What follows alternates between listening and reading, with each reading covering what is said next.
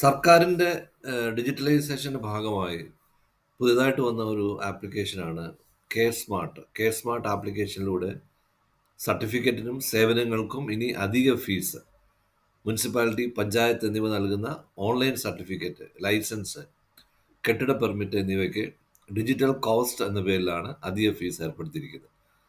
വിവരാവകാശം, BPL certificate എന്നിവയ്ക്ക് മാത്രം fees വർധന ഇല്ല. ഇപ്പോൾ അടുത്ത സമയത്ത് കേരള ഗവൺമെൻറ് പഞ്ചായത്ത് തലത്തിലൊക്കെ നടപ്പാക്കിയിരിക്കുന്ന ഒരു ഡിജിറ്റലൈസേഷൻ്റെ ഒരു ഭാഗമായിട്ട് വന്നിട്ടുള്ള കെയർ സ്മാർട്ടിന് അധിക ഫീസ് വരുമെന്നാണ് ഇപ്പോൾ റിപ്പോർട്ടുകൾ വരുന്നത്. കോർപ്പറേഷനുകളിലും മുനിസിപ്പാലിറ്റികളിലുമുള്ള കെയർ സ്മാർട്ടിൻ്റെ സേവനം ഈ മാസം മുതൽ ത്രിതല പഞ്ചായത്തുകളിലേക്ക് വ്യാപിപ്പിച്ചേക്കും.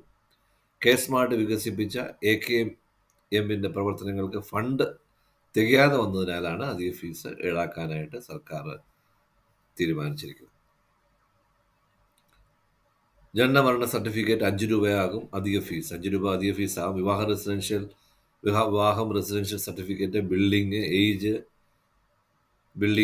നികുതി ഒഴിവാക്കൽ, നികുതി ബാധ്യതയില്ല, building usage, floor and roof, ഉടമസ്ഥത തുടങ്ങിയ സർട്ടിഫിക്കറ്റുകൾക്കും ലൈസൻസിന് അപേക്ഷിക്കാനും പുതുക്കാനും കെട്ടിട പെർമിറ്റ് സേവനങ്ങൾക്കും വസ്തുനികുതിയായി ബന്ധപ്പെട്ട സേവനങ്ങൾക്കും 10 രൂപ അധികം നൽകണം. മറ്റ് എല്ലാ പൗര സേവനങ്ങൾക്കും 5 രൂപയാണ് കൂടുതൽ നൽകേണ്ടത് എന്നതാണ് ഇപ്പോഴത്തെ ഒരു ട്രെൻഡ്, ഒരു വാർത്ത. അത് പുതിയ ഡിജിറ്റലൈസേഷൻ വരുന്നതനുസരിച്ച് ആനുപാതികമായിട്ടുള്ള ചെലവുകളും വർദ്ധിക്കുന്നു എന്നുള്ളതാണ് ഇപ്പം നമുക്ക് കാണാനായിട്ട് സാധിക്കുന്നത്.